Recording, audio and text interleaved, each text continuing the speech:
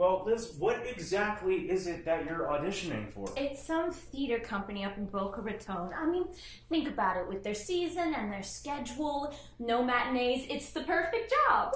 So, how are you gonna get there, Liz? You don't drive, none of us do.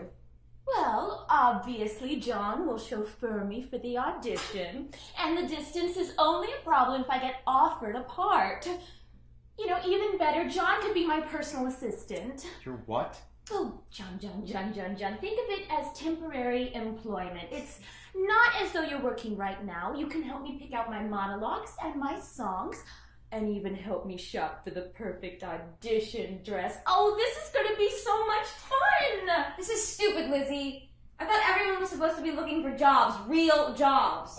You know, I don't see you looking too hard. I'm a student. That's my job. Oh, then why haven't you registered for classes? Because there was... No. You know what? It is none of your business why. Excuses. You know, I'll bet you've never even held down a real job. Go to hell. I think I'm already standing in the 7th circle. Jennifer, I hate to interrupt your little shouting match, but the puppy peed in your coffin. Yes, he did.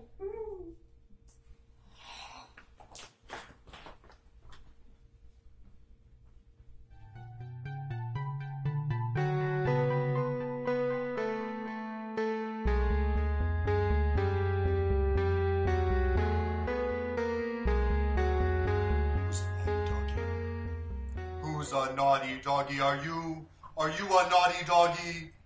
I wish you would just let me eat him. Look at the mean lady. Sicker, doggy. Sicker. This isn't a dog. This is an accessory. And right now there's a sobbing vampire in the kitchen because this little cretin decided to turn her coffin into a lavatory. That isn't why she's crying.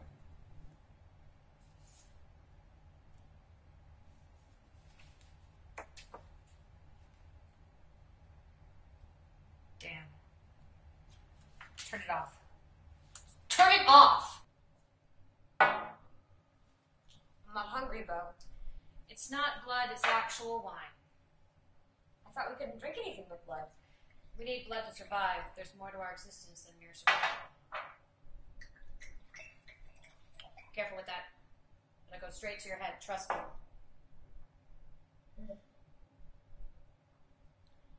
That is so good. Thank you. We need to talk.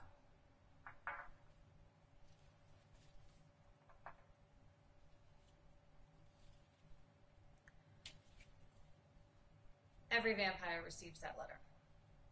Maybe not in the literal sense, maybe not in writing, but every vampire who has ever been has been forced to make this decision. Do I obey the council and die in the mortal world, forsaking everything and everyone I ever loved?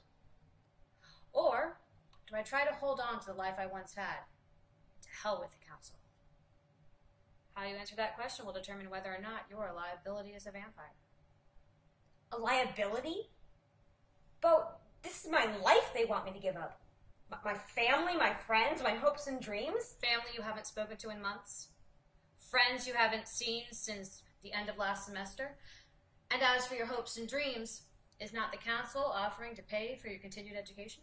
Yeah, if Jennifer Weissman dies on paper. Jennifer Weissman did die. You're a vampire now. No longer a part of the mortal world you once knew. You cannot continue to hold on to the status quo. There is no status quo. But they want me to give up everything. Nothing you wouldn't have had to sacrifice eventually. Advances in medical science and plastic surgery notwithstanding, how long before your family and friends begin to wonder why you don't age? Why they only see you at night? Why you didn't show up to little cousin Benjamin's bar mitzvah? Don't you trivialize this, Bo. Just because it's been 2,000 years since Do you think that doesn't hurt as much now as it did then? Do you think there isn't a night that goes by when I don't think about everything and everyone I left behind? I made this choice in order to come back stronger for my people. But by the time I could return, those who had survived the Roman occupations had been driven into the fens, lost to history in the marshlands. To this very night, I have found no one who could tell me the fate of my 2 daughters. And for 2,000 years, I've had to endure the aftermath of my decision to turn my back on the living, including my own flesh and blood. You told me you didn't remember anything about your life or being turned. I lied.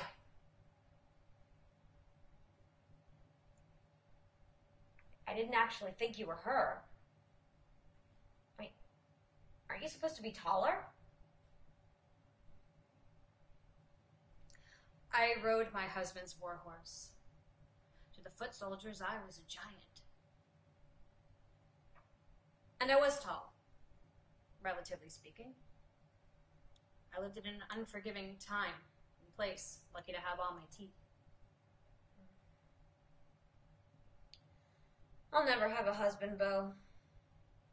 I'll never have children. I feel like my life is over and it hasn't even started yet. At the same time, I've got an eternity to look forward to of this bizarre half-life.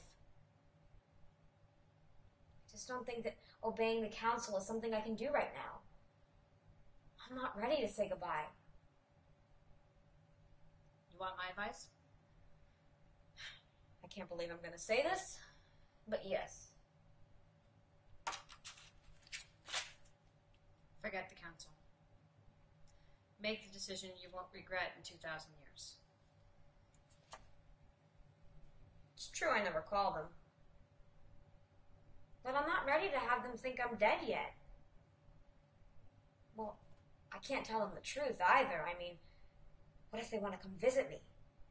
Which they'll definitely want to do if I drop out of school. Sucks. I don't want to have to decide. No one's expecting a decision tonight. That's a really good thing. Because I don't think I could decide anything right now.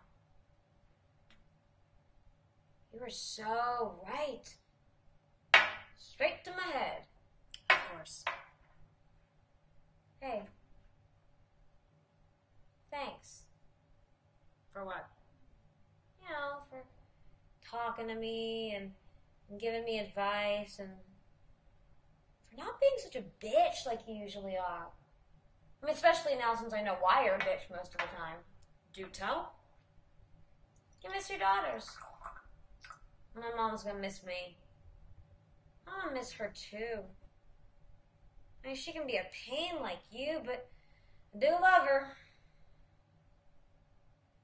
And you.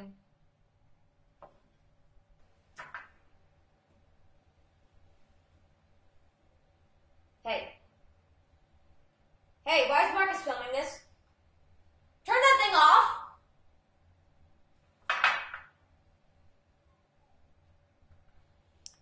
She sounds more like you every day. You heard her, Marcus. Why are you filming this? Turn that off. And she didn't even notice you replaced the broken cameras. I don't know what you're talking about.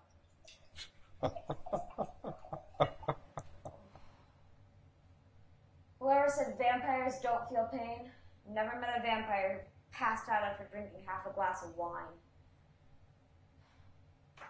But this hurts more.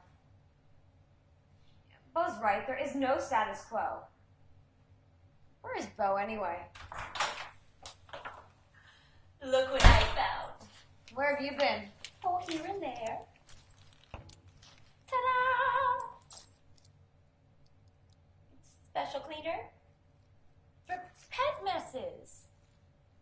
For your coffin. I completely forgot about that. Oh, don't worry, darling. It's all been taken care of. But who drank all the wine? Me. But I only had half a glass. Then why is the bottle empty? Empty?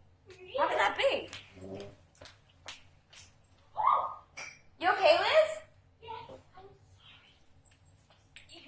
Carry on. Jennifer, you could have at least warned me. Warned you?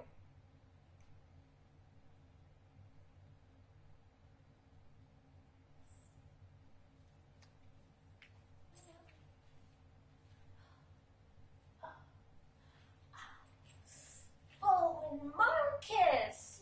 Dear.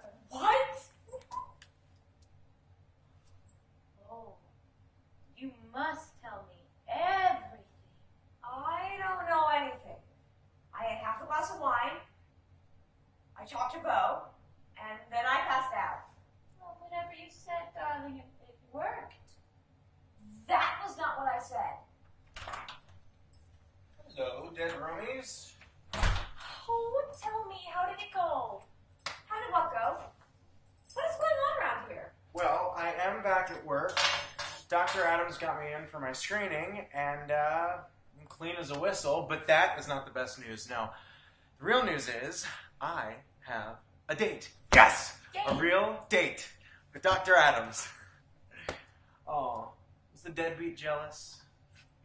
You know, this is great. You can take me shopping for my audition wardrobe, and I can help you with your stuff for your date. Sure.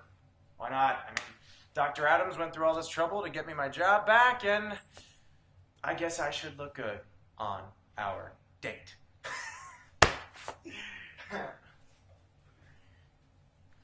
Oh, man, seriously? In my room? Shut the damn door. Oh, man, now I gotta bleach my eyes and my sheets.